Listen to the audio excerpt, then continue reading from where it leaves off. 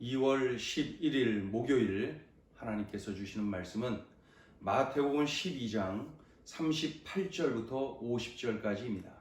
봉독을 합니다. 그때 서기관과 바리새인 중 몇 사람이 말하되 선생님이여 우리에게 표적 보여주시기를 원하나이다.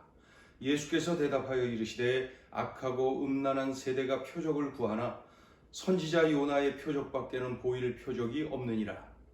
요나가 밤낮 사흘 동안 큰 물고기 뱃속에 있었던 것 같이 인자도 밤낮 사흘 동안 땅속에 있으리라. 심판 때에 니느웨 사람들이 일어나 이 세대 사람을 정죄하리니 이는 그들이 요나의 전도를 듣고 회개하였음이거니와 요나보다 더 큰 이가 여기 있으며 심판 때에 남방 여왕이 일어나 이 세대 사람을 정죄하리니 이는 그가 솔로몬의 지혜로운 말을 들으려고 땅끝에서 왔음이거니와 솔로몬보다 더 큰 이가 여기 있느니라.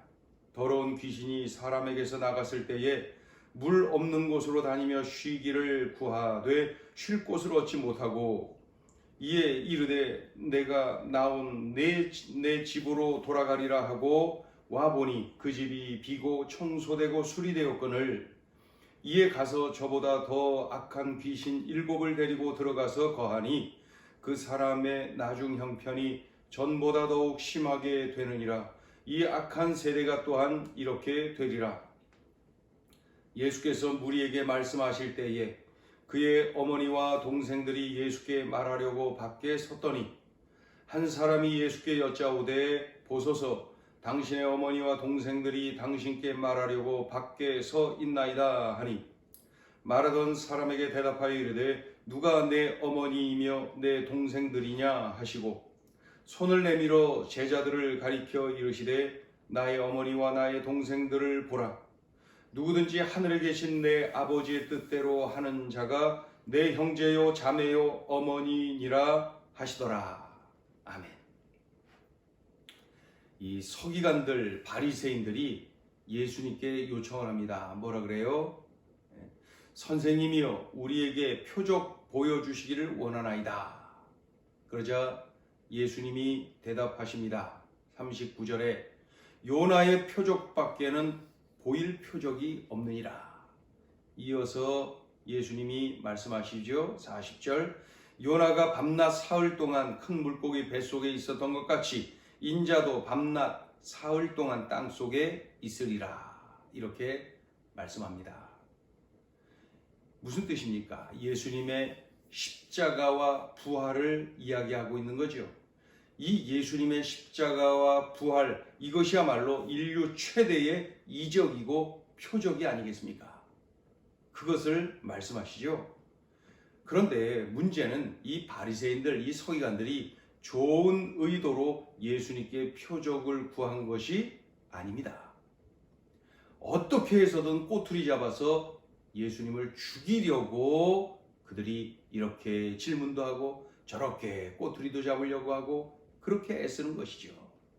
우리 예수님이 다 알고 계시는 거예요. 이 악한 자들을 향해서 예수님은 3가지 예를 들어서 그들의 영적 교만, 그들의 아주 악한 태도를 책망하고 경고하시는 것을 볼 수가 있습니다. 41절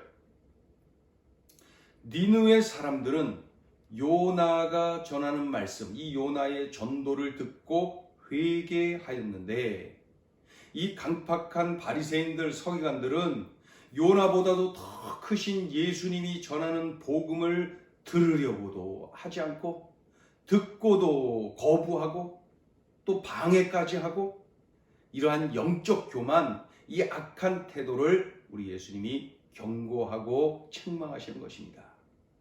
42절 예수님과는 비교할 수 없는 그러한 솔로몬, 그의 지혜를 듣기 위하여서 멀리 남방 땅끝에서 이 여왕이 왔다 그랬죠. 그 유명한 스바 여왕 아닙니까? 스바 여왕이 지혜의 왕을 만나기 위해서 그 멀리서 사모하는 마음을 가지고 왔던 것이죠. 그런데 이 솔로몬과는 비교할 수 없는 그러한 우리 예수님께서 직접 전하는 말씀, 이 복음을 들으려고도 하지 않고 듣고도 거부하고 또 방해까지 놓는 그 자들, 이 서기관들, 바리새인들은 우리 주님께서 악한 자들이다, 영적 교만, 이 악한 태도를 책망하고 경고를 하고 계시는 것이죠. 43절부터 45절까지의 내용을 보면은 지금 이 서기관들, 바리새인들은 얼마나 강팍하고 교만하고 악한 자들인지 마치 그들의 그 심령이 7 귀신이 머무는 집과 같다. 보통 악하다 하는 사람들은 귀신이 그곳에 한 귀신이 머무는 곳, 그냥 그런 정도면은 악하다 그렇게 하는데, 이 서기관들, 바리새인들, 이자들은, 지금 예수님 앞에 있는 이자들은 마치 하나가 아니라 7 귀신이 머무는 집과 같다. 그 정도로 이들이 악하고 강팍하고 교만하다는 것을 강조하고 계시는 것이죠.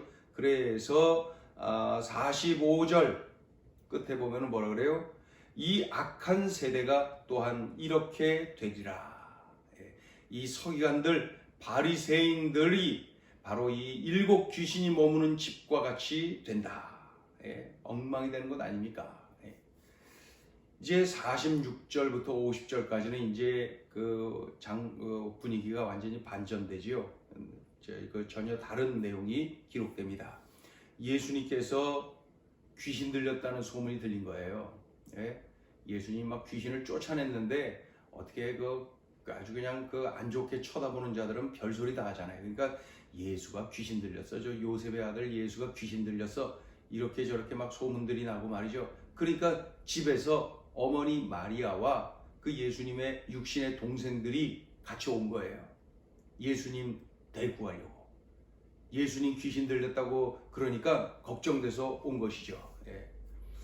그러자 누군가가 예수님께 말합니다. 47절에 중간에 보면 당신의 어머니와 동생들이 당신께 말하려고 밖에서 있나이다. 그렇게 말하죠. 그랬더니 예수님께서 뭐라 그러세요? 48절, 누가 내 어머니며 내 동생들이냐? 그러더니 50절에 가서 뭐라 그래요? 누구든지 하늘에 계신 내 아버지의 뜻대로 하는 자가 내 형제요 자매요 어머니니라.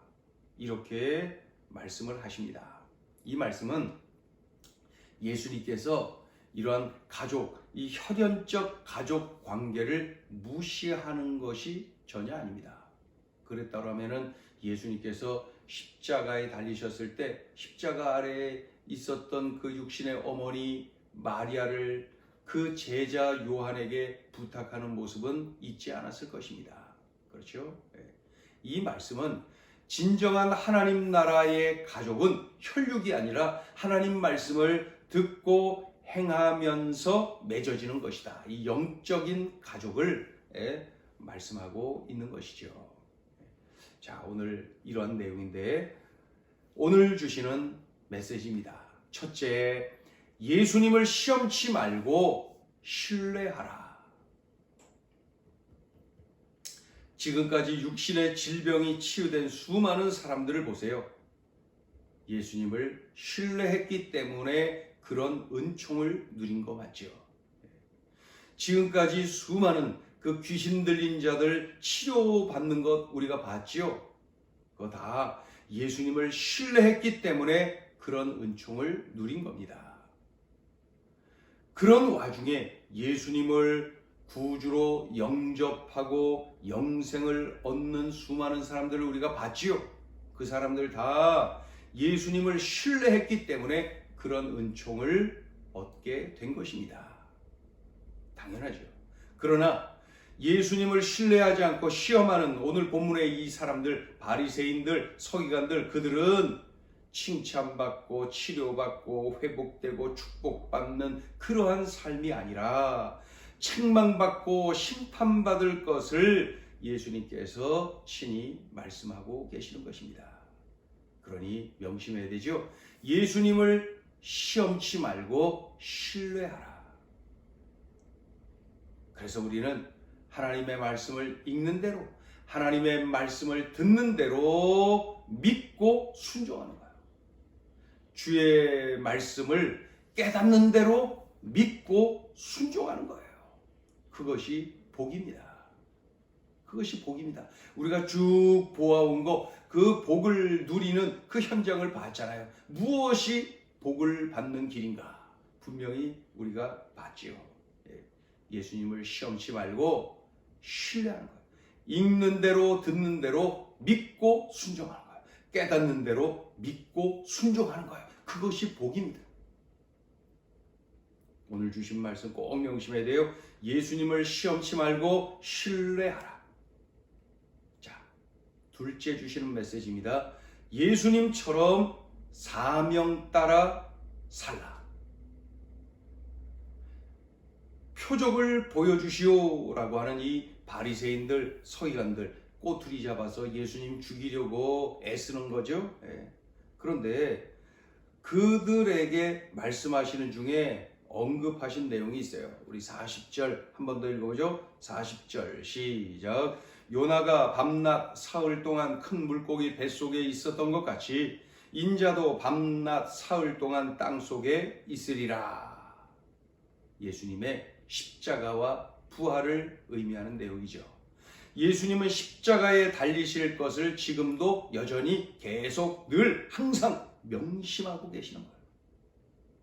또 그것이 전부가 아니라 사흘 후에 부활할 것을 확신하고 계셨던 거예요. 십자가와 부활로 우리를 죄에서 구원해 주시고 영생을 얻도록 하시는 것, 이것이 이 땅에 오신 목적입니다.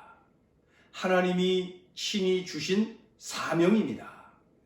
예수님은 이 사명을 늘 붙잡고 계셨구나. 늘 명심하고 계셨구나. 늘 사명을 따라 살고 계셨구나. 사명의 길을 가고 계셨구나 하는 것을 알 수가 있죠. 우리도 예수님처럼 예수님의 제자답게 사명 따라 살아야 됩니다. 우리 모두에게 공통으로 주신 사명이 있습니다. 공통의 사명. 사람 살리는 거, 전도하는 거, 선교하는 거. 이 사람 살리는 게 우리 모두에게 주신 공통의 사명입니다. 주님 부르심을 받는 그날 그 순간까지 우린 이 사명 놓치면 안 됩니다. 동시에 우리 각 개개인에게 주신 사명이 또 있는 것이죠. 다양하죠? 다 달라요. 그러나 우리 개개인에게 주신, 우리 주님이 주신 사명이 있는 거예요.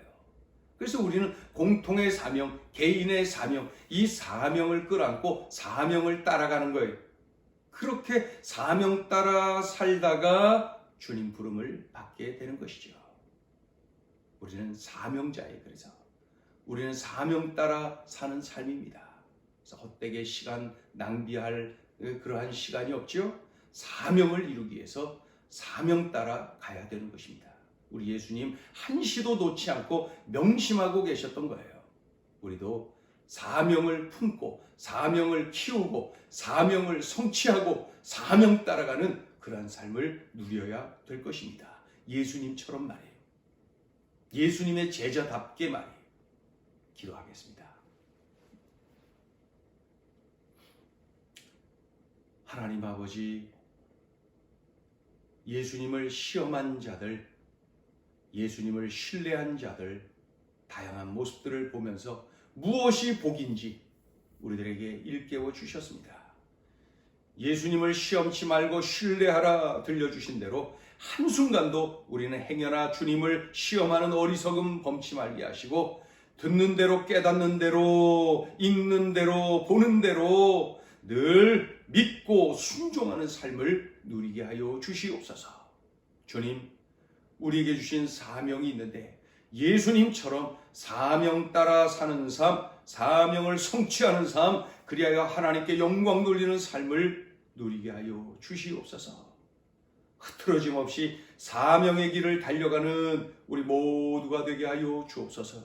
예수님의 이름으로 기도 올리옵나이다. 아멘.